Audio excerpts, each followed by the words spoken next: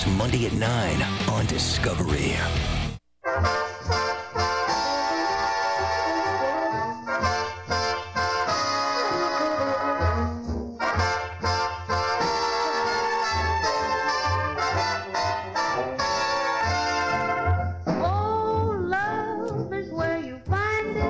Welcome back, everybody. It is the PM Show with Mr. Robert Conrad.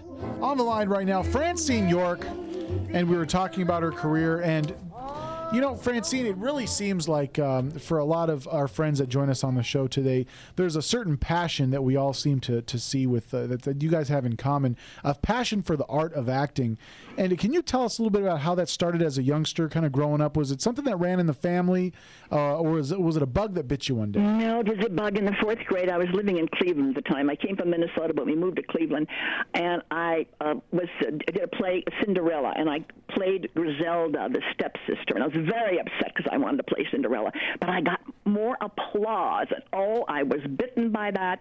Then moving back to Minnesota, I did all the class plays, declamation, doing dramatic readings, won everything, was in the Miss Minnesota contest, and gave a dramatic reading of The Day That Was That Day by Amy Lowell. The sun rose and the sun fell, and the day that was that day came upon to be. And I played 2 old ladies, and I had to put cornstarch in my hair. That was one of my readings when I was in high school. And B.B. Shop, who was Miss America in 1948, said, "You're going to go to Hollywood." Well, she saw that I had ability. Then in Miss San Francisco contest, because I moved there, I did the same reading, and I was sort of discovered there. But it was my passion. All during high school, all I wanted to do was act. I even wrote a 3-act play in the 10th grade. The whole town came to see it, called Keen Teens or Campus Quarantine, where our neighbor comes over. We're going to go on a camping trip, and my neighbor comes over and brings her little girl. We all got measles. So we're sitting around and it had to be hysterical. And I sang to the record, Lavender Blue Dilly Dilly. I mouthed it. Everybody thought I was going to.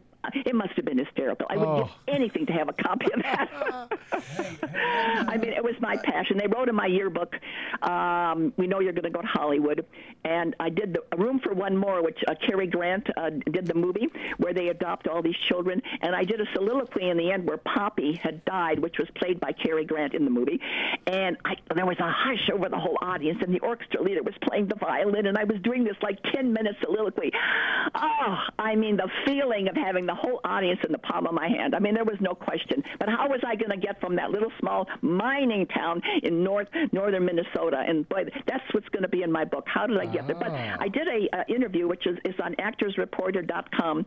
And having worked with Marlon Brando, Jerry Lewis, Elvis Presley on King of Queens with Jerry Stiller, and the Kojaks and the Columbos, I mean, they asked me who my favorite actor was that I worked with, and guess who I said? He's sitting right next to you.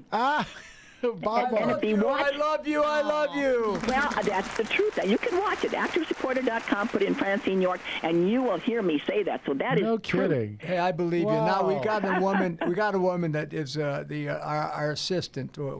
She's my assistant. She's one of the brightest ladies that I've ever met. I've had 3 assistants in my career. Oh, great. And one of them passed away. The other went on to pursue a legal career. And then I was really proud enough and thrilled to have this woman come to work for me. She's very young, but she's very bright, and she would like to interview you with a few questions. Oh, wonderful. I'm ready. There you go, girl. Oh. Hi, Francine. Hello, darling. Hi. What were some of your most memorable moments when you did Wild Wild West with Bob here? The most memorable moments between the two of us? In general, or with Bob? Can I really tell them, Bob? Can I really tell them? No, actually, I think it was kind of when we were walking to the firing squad. We were out in the sun. I guess we shot that over here in the valley at CBS Studios. I remember they had a big, a lot of sand out there, and we walked to the firing squad. We were going to get shot, and Jeremy comes in and saves us with that poofy pink stuff that they always had in a box or something. And then we escaped. That was, and also when he comes in, when the fellow who's going to shoot the rockets in San Francisco, he takes off his mask and he's got this strange face and he's about to kill me, and then Bob comes running in and he saves the day. I mean, it's just it was fun. Also there was a scene when he was lying there on the table, and it was kind of a little bit of a teasing scene between the two of us, and because he was hurt and there was a little repartee and sort of fun. I mean, the whole thing was just fun. I just loved it. I loved it all. Okay, next question, little girl. Sure. Go ahead. Let's see. What favorite actresses did you like to work with? Who I like to work with? Like the women. Like who were your favorite actresses to work with? Who I would have liked to work with had they been alive, or who is still here? Oh, that you worked with in the past. Favorite actresses that I worked with in the past. Who did I like? Hey, well, Francine, hang in there. We're going to go to a quick break. When we come back, we'll find out the answer to that and much more. We have the beautiful Francine York on the line. Guys, be sure to check out. Francine, do you have a release date yet for the book? No, we're like 3/4 done, so I would anticipate it was going to probably be all completed by early next year. Oh, so you heard it here first, guys. Stick around more with Francine York right here on the PM Show with Mr. Robert Conrad.